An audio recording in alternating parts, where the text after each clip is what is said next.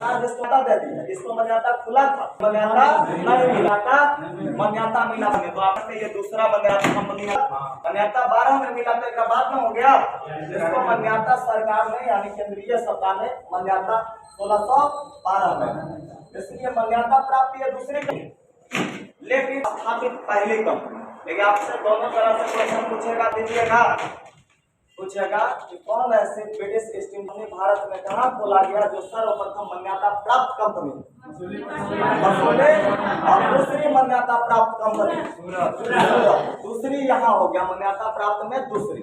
लेकिन कहेगा भारत में ब्रिटिश ईस्ट इंडिया कंपनी ने सर्वप्रथम कहा कंपनी लगाया तो सिर्फ लेकिन मान्यता मसूली, और दूसरा कौन है मसूली, और दूसरा ऐसे ही बोला है मान्यता प्राप्त नहीं। बोलेगा कि ब्रिटिश ईस्ट इंडिया कंपनी की दूसरी कंपनी भारत में कहाँ लगा, मसूली पटना। इसको एक तरह से और पूछ सकता है प्रागैतिहासिक भारत अर्थात दक्षिण भारत के प्रथम फैक्ट्री कहाँ लगा, तो दक्षिण भारत में मसूली पटना पड़ता है, तो दक्षिण भारत के प्रथम फैक्ट्री कौन कहलाएगा, मसूली पटना। यह प्रागैतिहासिक भारत के प्रथम कंपनी मसूली पटना। प्रागैतिहासिक भारत समझते हैं ना, भारत का नीचे वाला हिस्सा, तीनों ओर से जल से घिरा वाला हिस्सा ये प्रागैतिहासिक भारत का हिस्सा, प्रागैतिहासिक भारत का हिस्सा, और दक्षिण का ये प्रथम कंपनी, दक्षिण का प्रथम। अब आते हैं दूसरा यात्री, एक बार बोल दीजिए फिर आगे बढ़ते हैं। बताइएगा ब्रिटिश ईस्ट इंडिया कंपनी की स्थापना कब हुई?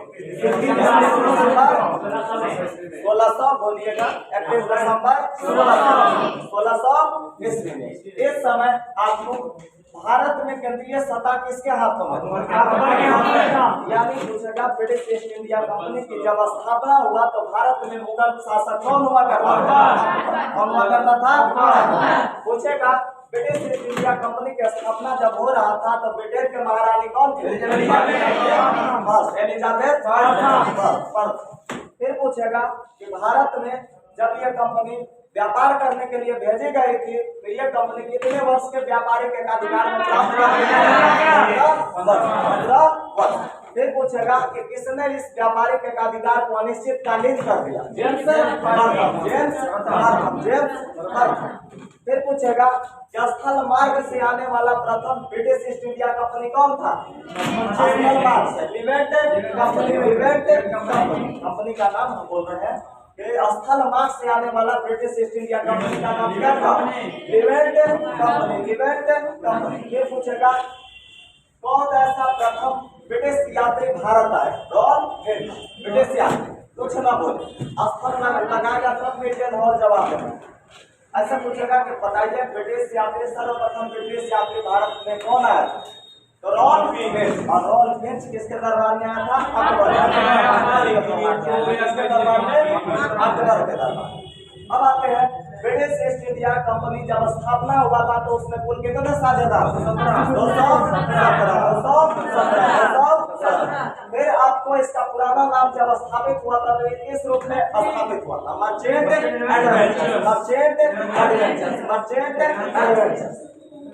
बाद के दिनों में ये भारत में व्यापार करने आया तो इसका नाम क्या दे दिया, British east India company. British east India company की बात करें तो ब्रिटिश ईस्ट इंडिया कंपनी से व्यापारिक एकाधिकार प्राप्त करने के लिए जेम्स प्रथम ने किसके नाम को चिट्ठी भेजकर आपको कर्तन हॉकिंस को भारत भेजा, अकबर का चिट्ठी था। किसका चिट्ठी था, अकबर का था।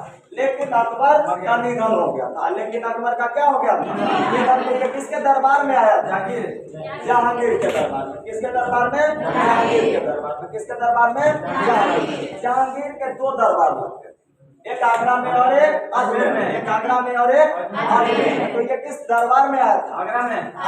किस दरबार में, आगरा के दरबार में। इन्होंने कितने भाषा का जानकार था, 3 भाषा। कौन कौन,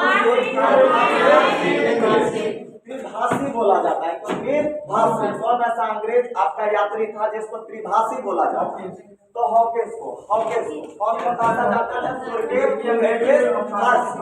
और फारसी जानना जरूरी था, मुगलों की भाषा फारसी था।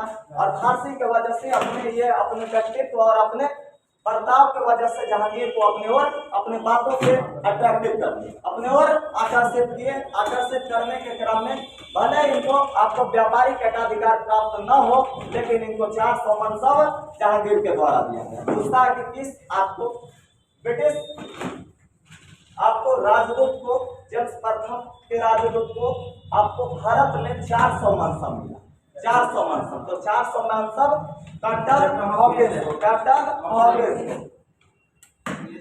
इंग्लिश खा के उपाधि कैप्टन हॉकिंस को किसने दिया? इंग्लिश खा के उपाधि कौन दिया? तो ये सारा बात याद रखिएगा। जहांगीर ने कैप्टन हॉकिंस को क्या दिया? इंग्लिश, यानी इससे काफी प्रभावित थे, इसीलिए इस तरह के उपाधि। और ये कोई मजाक उपाधि नहीं होता था इंग्लिश खान। और ये 400 मनसब देना, बड़े बड़े उसको जागीरदार होते थे, मनसबदार होते थे, उसको दिया जाता था, इनको भी दिया। कंपनी बैठाने के कंपनी और दबाव में मिल गया था, कह दिए कि, लेकिन पुर्तगालियों के दबाव में आकर के इनको वापस लेना पड़ा। तत्पश्चात 12 में इस कंपनी को बन जाता है। 8 में भले ही खुला। आपको ब्रिटिश ईस्ट इंडिया कंपनी के प्रथम कंपनी कहाँ खोले? सूरत में। लेकिन मान्यता प्राप्त प्रथम कंपनी हाँ, आपको 1611 मसूलीपट्टनम कहाँ पड़ता है? आंध्र प्रदेश। लेकिन कहेगा मान्यता प्राप्त प्रथम कंपनी मसूलीपट्टनम, मान्यता प्राप्त। अब ब्रिटिश ईस्ट इंडिया कंपनी ने सूरत में जो कंपनी स्थापित किया था, उसका मान्यता कब मिला? उसको मान्यता कब मिला? 1612 में। अर्थात दूसरी कंपनी ये मान्यता प्राप्त हुई सूरत में, दूसरी कंपनी। अब चलते हैं आगे, लिखते चलिए, लिखते चलिए। ऊपरे हेडिंग दीजिए British east India company.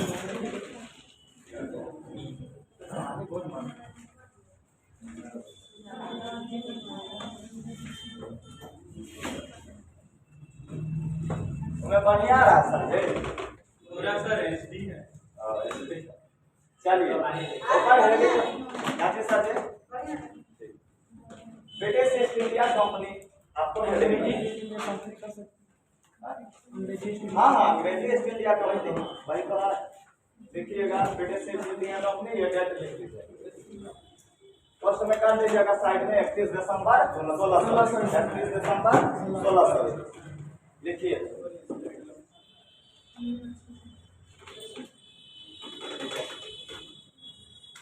British east India company